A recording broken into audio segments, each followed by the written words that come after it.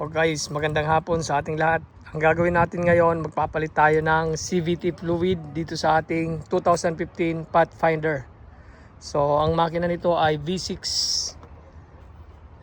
engine. So ngayon ang mga kailangan natin ay 3.5 quarts ng ating CVT fluid. Bali bumili tayo doon sa Nissan parts, doon tayo bumili ng fluid para sigurado. So ito yung binili natin na CVT fluid. Ayan, Nissan Group genuine parts. So ito yung gamit natin. Medyo may kamahalan lang ito. Bali ang isa nito ay nasa 25 something dollars. Ganun ang price nito. Plus yung tax, bali umabot siya ng halos nasa 100 something. Bali apat na quarts yung binili natin. So ayan, 114.58. So yan yung total na binayaran natin. Yan, Gulfport Nissan. So doon natin yan binili. Apat na quarts na CVT fluid. Tapos kailangan din natin ng funnel. Yan, yung mahaba para doon sa paglalagyan natin ng CVT fluid. Pagka napalitan na natin, doon tayo maglalagay. Tapos bumili rin tayo sa Amazon ng filter. Bali ito yung filter lang to sa sa labas ng transmission. Bali dito yung sa loob. So ito yung binili natin. May kasama na rin siyang crash washer para sa drain plug. Tapos ito yung kanyang o-ring. Bali flat yan. Tapos ito yung kanyang filter sa transmission. Bali dalawa yung filter niyan. Meron sa labas, meron sa loob ng transmission. Napapalitan lang natin yung sa labas. Tapos kailangan din natin ng scanner. So ito yung scanner natin na gamit para makita natin yung temperature ng fluid natin sa loob ng ating transmission. Kasi napaka-importante yan. Kailangan masukat natin yung tamang temperature ng fluid bago natin i-check doon sa kanyang overflow na bolt. So lalabas doon yung fluid pag chinek natin, papakita ko sa inyo mamaya. So kailangan ang temperature dyan ay between 95 degrees Fahrenheit to 113 degrees Fahrenheit. So yun yung temperature dapat na kailangan natin i-check doon sa kanyang overflow drainage. Kailangan nasa tamang sukat yung ating transmission fluid. Kasi pag sobra yan, pwedeng sirain niya yung mga oil gasket or yung kanyang transmission. Pagka sobrang dami naman, ganun din pagka kaunti, so pwede rin masunog yung ating mga parts sa loob ng ating transmission or pwedeng madaling masira yung ating CVT transmission. Kasi yan pag CVT, continuously variable transmission. So yun yung ibig sabihin ng CVT. Bali yan, belt ang nasa loob ng hindi siya yung gear to gear sa loob ng transmission. Ang mapapansin natin niya pag CVT, tuloy-tuloy siya, wala siyang mararamdaman na shifting sa gear. So yan ang CVT. So napaka-smooth siya, napakatipid sa gasolina. Ang problema lang ay ang buhay ng ating transmission ay hindi ganun ka tagal pagka napabayaan natin yung pagpapalit ng CVT fluid. So kailangan palitan natin yan every 30,000 to 40,000 miles. So yun ang pagpapalit ng kanyang CVT fluid. So ngayon dito natin papakita sa inyo yung dipstick. Salpakan pala ng dipstick kasi wala tong dipstick eh. So ngayon, bali ito yung cover dito, bali ito lang. Itong nasa side na ito. Susundutin lang natin yan ng flat screw na maliit. Tapos matatanggal na natin to. Dito tayo maglalagay ng fluid mamaya. Tapos dito naman sa ilalim, nandito yung kanyang overflow bolt. Tapos yung kanyang drain plug. So ngayon papakita ko sa inyo, kuha lang tayo ng higaan. Meron tayo dito sa likod.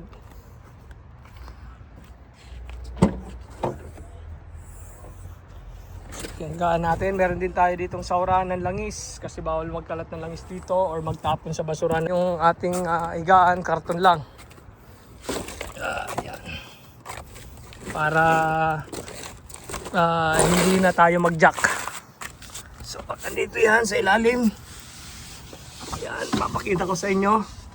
So, bali ito ay 14 mm. Ito yung sa overflow ng langis dyan natin check mamaya pagka nalagyan na natin ng fluid, napalitan na natin. So, paabuti natin ng mga 104 degrees Fahrenheit bago natin to bubuksan hanggang 114 or 113.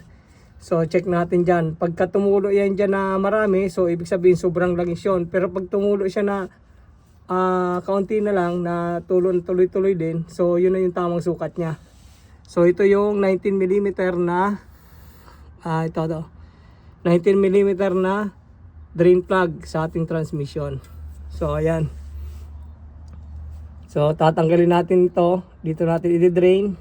Sa oras natin, so may matitira pa yan dito. Siguro kung mga halos nasa, ang total nitong CVT fluid ay nasa 9 quarts ata pag talagang tatanggalin lahat o pag drain lahat. Pero pagka ano lang naman, drain tapos palit ng CVT fluid, so mga 3.5 lang yan. So 4 quarts na ang ating bibilihin para sigurado na kasi papalabasin pa natin dito yung kanyang CVT fluid. So yung sobra dyan, ilalabas niya naman dito. So okay, so tatanggalin na natin to, ididari na natin yung fluid, di na tayo magbubukas. Tapos nandito naman yung sinasabi ko sa inyo, yung pinakita ko sa inyo, filter kanina ito. Bali may 4 na bolt yan, 10 mm. Ito, isa, dalawa, tapos 3. Andito, pang-4, nandito sa may likod. So hindi natin makita, basta 4 yan na 10 mm na bolt. So tatanggalin din natin to kasi papalitan natin ng transmission filter to sa loob, meron yan. So okay, try na natin. So ayun nga guys, sa pagtatanggal dito kailangan dapat natin sundutin ng flat screw dito pag ganyan para may iwas niya yung lock. Tapos sabay natin habang nakadiin yung kanyang flat screw, dahan-dahan natin yan tatanggalin. Kaya lang ito wala na siyang lock. Ayan, kasi may nagpalit na nito dati, kaya lang sinira. Ayan, nasira na yung lock niya. Kaya wala na siyang lock. So ngayon ito nakasalpak na lang to. Meron naman ito guys na nabibili na dipstick para dito sa Pathfinder. May nabibili naman yan, pwede natin palitan yan. Ang nangyari nito, nasira na yung kanyang lock doon, kaya ito hinugot na lang natin. Tanggal na. May o-ring naman siya kaya hindi naman siya basta-basta matatanggal pagka umaandar yung kanyang makina. So ngayon dito luluwagan na natin yung 19 mm. So gamit tayo ng ratchet. Ayan. Tapos luwagan na natin to 19 mm. So ang torque naman ito guys, pag gusto nyo kung mayroon kayong torque range, ano to, 25 foot-pound yung torque nito. So ngayon luwagan natin. Luwagan muna natin. Medyo mahirap pagka may hawak na cellphone. So ayun nga guys, naluwagan na natin. Okay, lagyan na natin yung consahod natin. Right, tapos mamaya susukatin natin kung ilan yung natanggal natin na CVT fluid dito. Okay.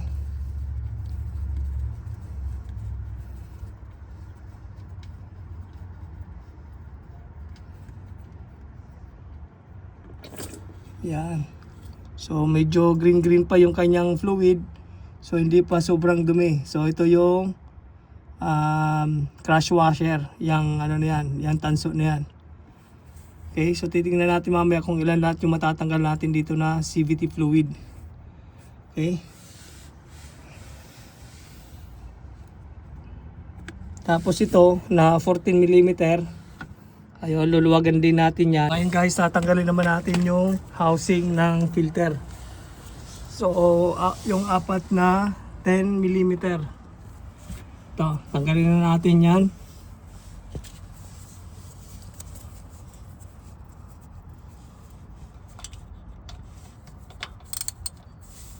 Okay. So, tanggalin natin. Malambot lang yan. Hindi naman sobrang higpit. Kasi meron siyang o-ring, hindi siya pwedeng higpitan ng sobra. Yan, lambot lang eh. Dito naman, ito yung pangatlo. Sana nakita natin. Lambot. And doon naman sa loob. Yung sa loob lang ang medyo mahirap-hirap. Alright, so gagamit tayo dyan ng pwedeng extension or combination wrench. Okay, tanggalin muna natin. So ayan guys, gumamit lang tayo ng 10mm na combination wrench. Ito yung gamit natin para dun sa tornilyo dun sa likod nito. So pakita ko sa inyo, sana makita dito sa likuran. Medyo hindi talaga. So okay, tanggalin na natin to sa likod. Okay, so tanggalin lang natin yan. Ayan guys, natanggal na natin yung tatlong tornilyo. Ayan, tumutulo na yung kanyang langis, yung kanyang fluid, CVT fluid. So tanggalin natin ang tuluyan dito sa likuran, yung 10mm na tornilyo.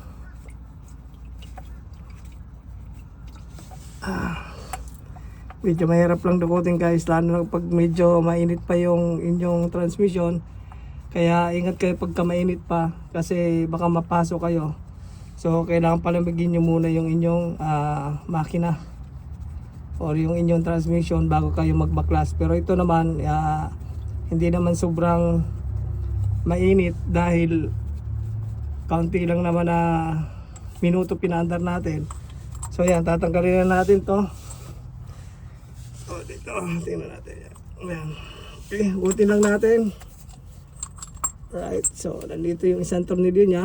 Ayan. So yan yung isang tornilyo. Okay. So yan na yung filter niya. Sobrang dumi. So hindi pa siya sigurado na papalitan. Okay, so lagay muna natin doon. Okay, ito yung filter niya. So hugutin lang natin yan. Tapos ito yung kanyang o-ring nakalagay. So tanggalin muna natin to. Hugot lang, dahan-dahan. Ayan. So dahil pang fluid na lumabas.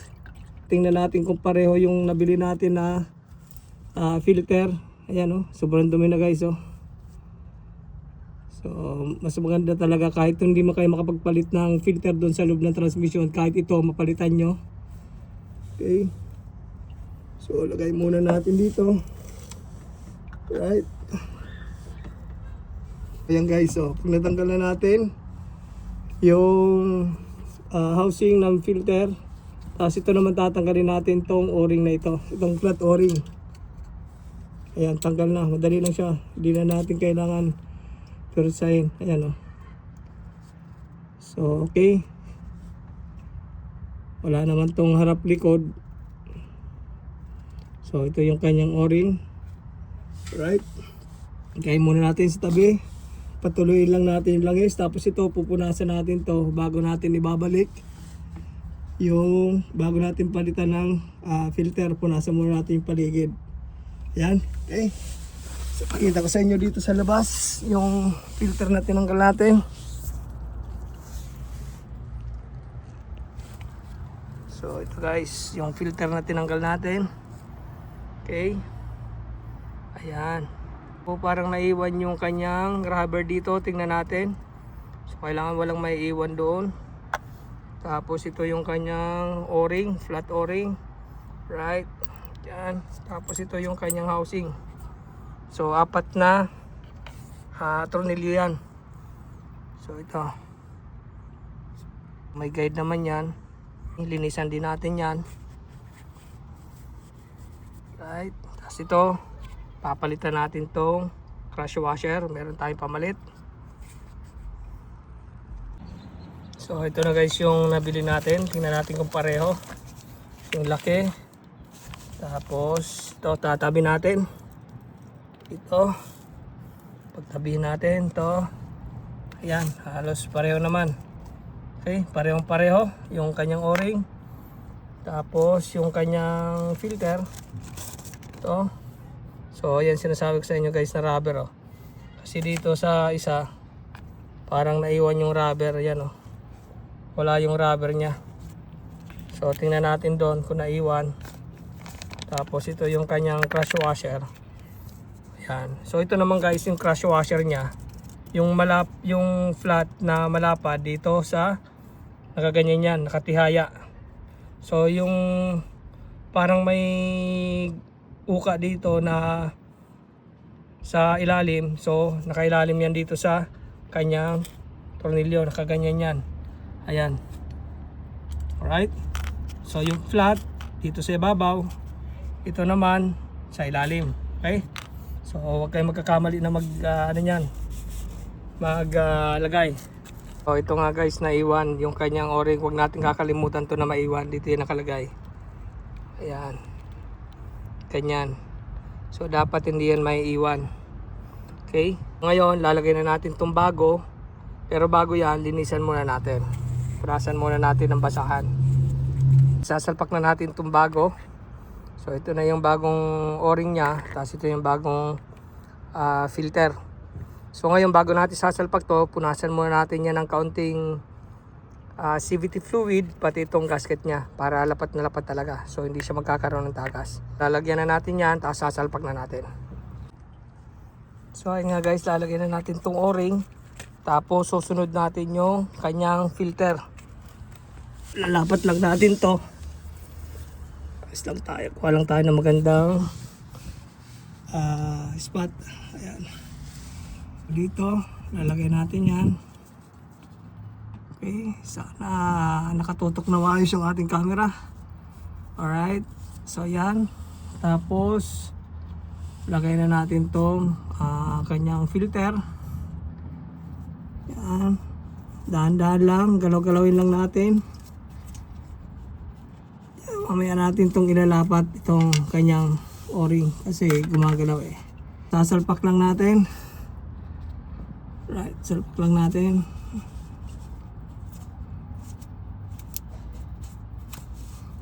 Okay. Siguraduhin lang natin na nakalapat na maayos. Galaw-galawin lang natin. Okay. Right. Tapos, ito na. Lalagyan na natin yung kanyang o-ring. O-ring.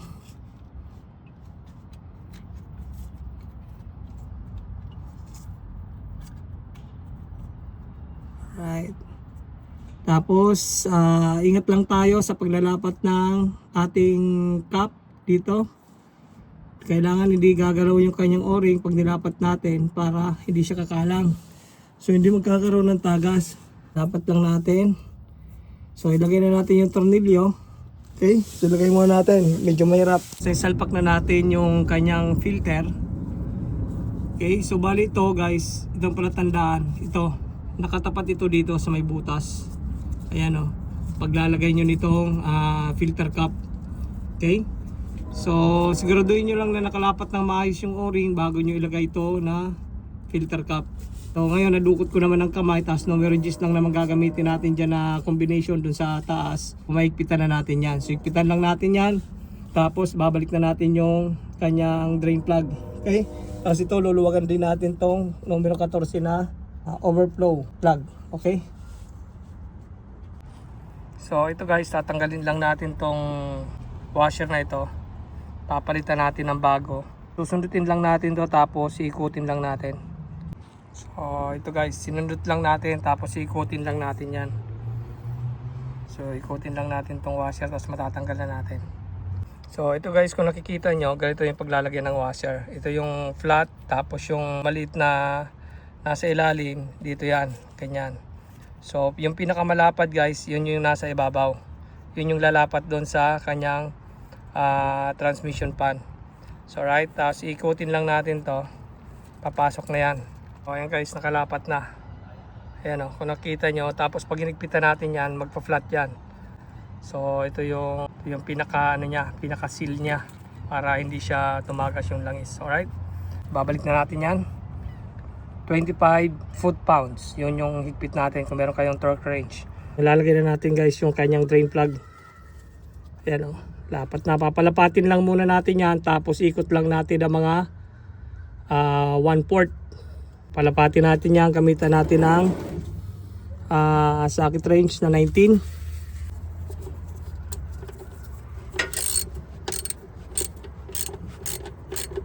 palapatin muna natin.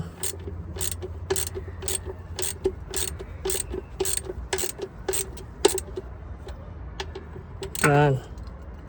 So ngayon, paglapat na yan, ikot lang natin yan na 1/4.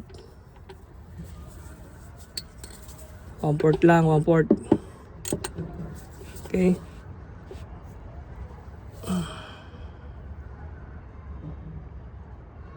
Yan, ayos na yan. So ngayon guys, maglalagay na tayo ng 3.5 na quarts itong ating CVT fluid. So ito yung mga binili natin. So 4 quarts lang yung binili natin kasi 3.5 lang yung lalagay natin. Okay, so plug na.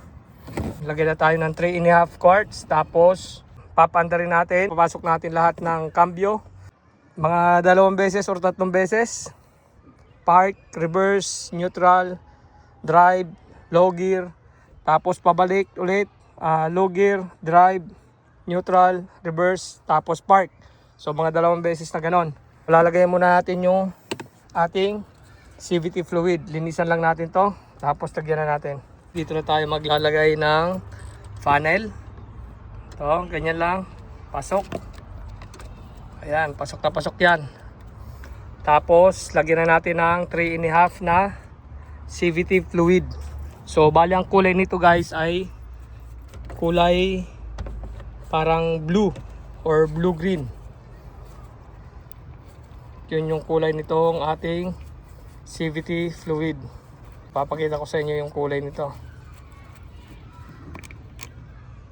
Okay.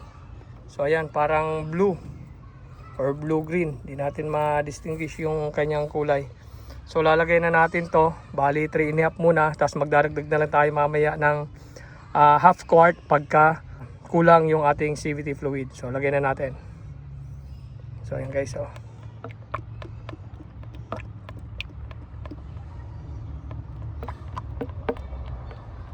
So yan ang kulay ng CVT fluid.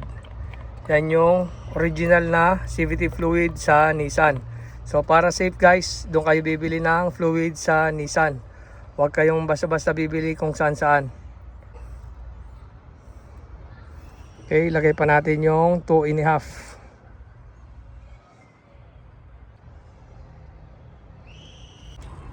So ito na nga guys yung pang 3.5.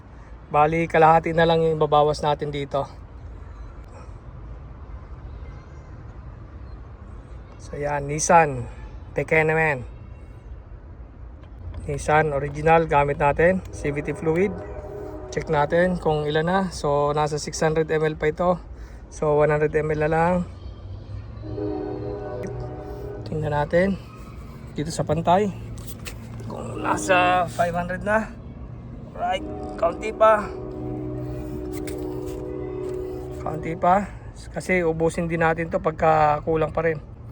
So okay. Ngayon, gagawin natin, papandarin na natin yung ating makina. Tapos susukatin natin yung temperature niya, kung ilan yung temperature niya. Dapat magsisimula tayo magsukat niyan 104 degrees Fahrenheit hanggang 113 Fahrenheit. So i-check natin yung level ng kanyang fluid sa pamamagitan ng ating overflow drainage. So doon natin titingnan, papakita ko sa inyo mamaya. So ngayon, takpan muna natin to, baka matapon. Sukatin din natin yung natanggal natin na fluid doon kung ilan yon. So okay, so pandarin na natin yung ating makina. Punasan muna natin dyan para malinis. So ito na nga guys, papandarin na natin. Nakapark yan. So ito yung ating OBD scanner. Right, start na natin. Okay, hayaan lang natin na naka-minor. So pwede rin kayo doon auto search, pwede rin. So diagnose, punta kayo ng Nissan brand, kasi Nissan to. Alright, ito yun, Nissan. Okay.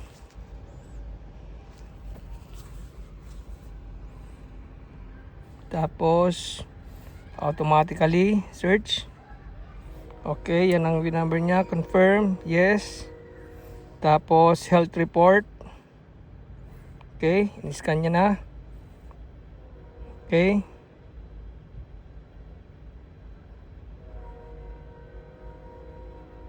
So, antayin lang natin na mag 100% ito.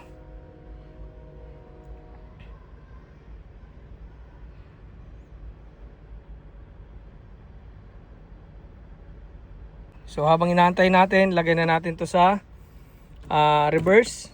Okay. Tapos, lagay natin sa neutral. Mga 3 to 5 seconds. Tapos, lipat ulit. Drive. Pasok natin sa low. Okay, sa L. Right. Tapos, drive. Neutral. Reverse. Tapos park. So para mag-circulate yung kanyang CVT fluid sa loob ng ating transmission. Okay, reverse. Or sa ating valve body. Okay. Or sa mga solenoid. Right? Okay, drive. Okay, nasa inyo yan kung ilang beses nyo gagawin. So sa atin mga 2 lang. Okay na yan. Ngayon, check na natin yung tapos na. Check na natin sa transmission ito. Transmission control module. Alright. Dito tayo sa read data stream. Alright. I-all na natin. Tapos select all. Okay. Hanapin lang natin yung fluid temp. Ayan, fluid temperature 120 na. Sumobra na siya, so ngayon papalamigin muna natin siya kasi sumobra na yung kanyang temperature. Palamig-lamigin muna natin siya. Okay, tapos check natin ulit mamaya. Ngayon guys, habang nagpapalamig tayo ng ating makina, ang gagawin natin, check din natin kung may mga tagas sa ilalim. O dito sa may filter, wala naman. Dito sa may kanyang drain plug, so wala. Dito sa may overflow, wala rin. So ayos, wala tayong taga sa ilalim. Tapos susukatin na rin natin kung ilang fluid yung natanggal natin doon. Dito sa ating bucket, tingnan natin, hilahin lang natin yung palabas. Check natin kung ilang fluid lahat ang natanggal natin dyan. Okay, so ito yung CVT fluid natin na tinanggal. Ayan, medyo may itim na rin, pero hindi pa sobra. Napalitan to dati ng may-ari. So ngayon nandito siya is kalagay doon. Ayan, 4 or hindi natin alam kung ano nakalagay doon na sukat kasi hindi naman to masyadong accurate. So ngayon susukatin natin dito sa mga tinanggal natin kung ilan lahat yung natanggal natin na fluid. Okay, sukatin muna natin. So ayan guys, nakakatatlong quarts na tayo dito. So ang gagawin natin, wala na tayong mapagsasalinan. Isasalin muna natin tong isang quarts na to doon sa empty bottle natin. Tapos titingnan natin kung ilan yung may papasok pa natin dito na CVT fluid na tinanggal natin dito. Right, tingnan natin. So drain muna natin yon yung isa.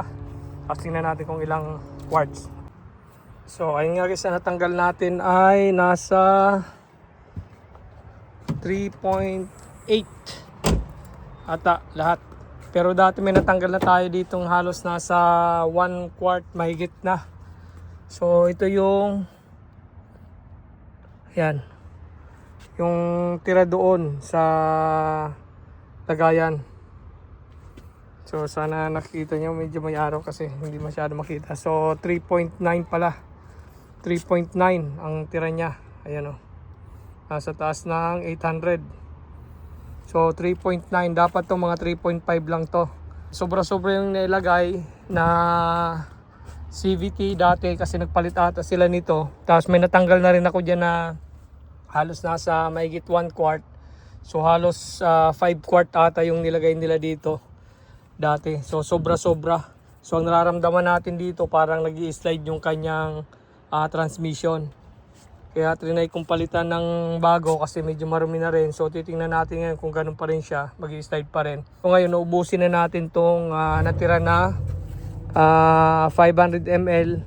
Tapos susukatin na natin yung temperature ng kanyang CVT fluid. Tapos papalabasin na natin doon sa kanyang overflow bolt doon. So, or overflow plug. So, titingnan natin doon yung saktong sukat niya talaga kung ilan pa yung makukuha natin pagka nilagay natin yung half quart. Tingnan natin kung ilan yung matatanggal natin. So, sukatin natin ulit. So, ngayon lalagay na natin yung natira na 500 ml or kalahating quart. So, tingnan natin kung ilan yung makukuha pa natin dito. So, ubusin lang natin yung 4. Tapos, sukatin natin yung kanyang fluid. Tingnan natin kung ilan yung madidrain pa natin. Tanggalin natin ulit to. Okay. Tapos, ubusin na natin yung natira. So, guys, ubusin na natin tong natirang kalahating quarts na to. Ngayon, pag binuksan natin yung overflow bolt doon, lalabas naman doon pag sobra yung ating fluid. So, ubusin na natin yan.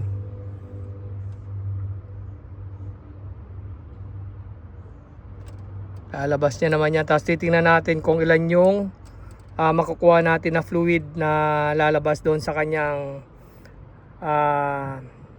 overflow bolt or overflow drainage niya. So, titingnan natin. Okay, so inubos na natin. So, ngayon ang gagawin natin, papaandarin na natin yung makina. Tapos susukatin na natin ang tamang temperature bago natin bubuksan yung overflow bolt doon. So, gagawin natin, check muna natin kung malamig na yung makina kasi kanina mainit pa. Salpak natin yung kanyang OBD scanner. Tapos ito, lagay lang natin ito sa ilalim pang sahod natin. Okay, tapat lang natin doon sa may bolt. Tapos ito, ayan, so check natin. Pandarin na natin. Tingnan muna natin kung ilan yung temperature. So ito na guys, naisalpak na natin yung kanyang OBD scanner. Alright, check natin dito sa diagnose ulit. Tapos hanapin natin yung Nissan. Ngayon hindi pa nakaandar yung kanyang makina kasi baka mamaya sumobra naman tayo sa temperature. So pagpapalimig din naman tayo. So Nissan. So tingnan muna natin kung mariread niya na yung temperature niya sa transmission. Okay. So automatically search. Ito yung VIN number. Makita natin yung VIN number. Tapos confirm. Yes. Tapos health report ulit. So antayin lang natin ng mag 100% yan. So wala siyang mga nababasang mga fault. Fault transmission module, transmission control module, so wala.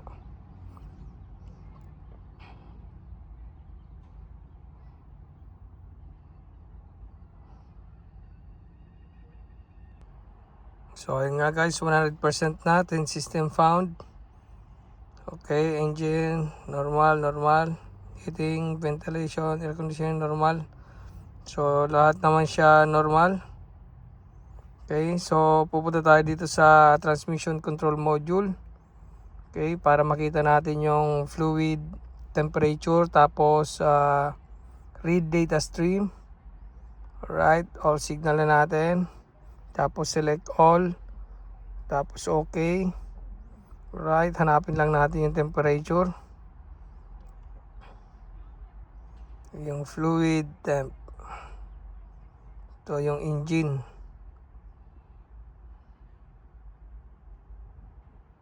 Yan, so yung fluid temperature niya ay nasa 98.6 degrees Fahrenheit na yung ating temperature sa transmission. So ngayon, pag umabot na yan ng 104 to 113 degrees, i-check na natin yung kanyang fluid doon sa kanyang overflow bolt. So titingnan natin doon kung ilan yung lalabas na fluid. So, try na natin panda rin yung kanyang makina para ma-reach na yung tamang temperature. Okay, so panda rin na natin. Alright, so try natin ulit na isalpak yung mga cambio. So nasa 100 na. So reverse, okay, neutral, drive,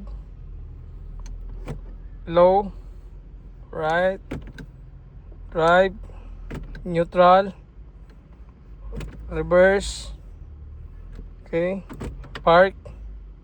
Okay, so 104 degrees Celsius na yung kanyang temperature. Titingnan na natin doon sa ilalim.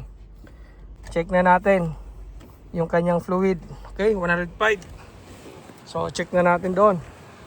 So kailangan hindi siya lalagpas ng 113. Okay, so dito na tayo. So check na natin doon. Right.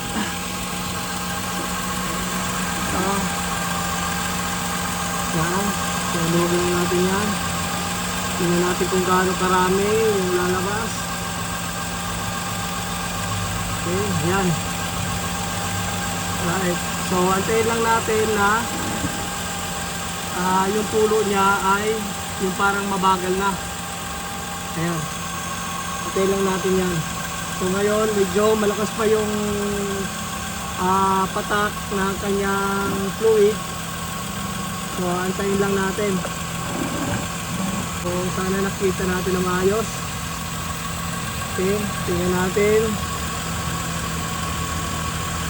So medyo mahirap magawak ng cellphone sa ilalim. So pasensya na kung medyo malikot. So antayin lang natin ng kaunti. Pag ganyan ang tulo ng fluid nyo dyan, ayos na yan. Ayan o, ganyan lang. Okay, huwag yung sobrang mabagal na. Tapos tingnan natin daw kung ilan na yung temperature niya. Tingnan muna natin.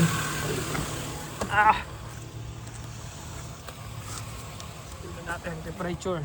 Kailangan hindi siya lalagpas ng 113. Ayan, so 113 degrees na. Ayos na yan. So sasarado na natin. Sasarado na natin yung drainage. Alright. So ayan, sakto-sakto na yan guys. So may yung tulo dyan ng fluid. Yan. So tingnan natin dito sa malapit-lapit. Okay. So ayos na yan. Sarado nyo na. So yan na yung saktong sukat ng fluid sa ating transmission. Right? So ngayon higpitan na natin to. Yung saktong higpit lang para hindi lang tumagas at hindi matanggal yung bolt. Okay? So higpitan na natin yan. So sukatin din natin kung ilan yung natanggal natin dito. So 14mm guys ang panghigpit dyan. Dito yung sakto lang. So higpitan lang natin to. Okay, ayos na yan. Tapos tingnan natin ulit kung may mga tagas. Okay. Alright, so wala naman, walang mga basa. So ayos na. Tapos guys, balik na rin natin tong kanyang takip dito sa kanyang pinaglagyan natin ng fluid. Okay. Yeah. So sasalpak nyo lang yan. Yan. Right. So okay na. So tingnan na lang natin yan kung ilang ml. So ayun nga guys, ang natanggal natin ay nasa 200 ml. So ayan, ang laman niya nga ay nasa 3.8 quarts ang laman niya. So konti lang naman ang diferensya niya sa ml tapos sa quarts. So 200 ml yung natanggal natin or 200 quarts kasi kulang-kulang naman ng kaunti sa 200 ml to. So ayun nga guys. So tapos na tayo magpalit ng ating CVT fluid sa ating 2015 Nissan Pathfinder. So pwede itong gawin nyo sa 2013 hanggang 2020 na Pathfinder. Sa mga bago sa ating channel, huwag po nilang kalimutan i-like, share, and subscribe ang aking channel. At pakiclick na rin po ng ating notification bell para lagi po silang updated sa ating mga video. Maraming salamat po at ingat po tayo. God bless po.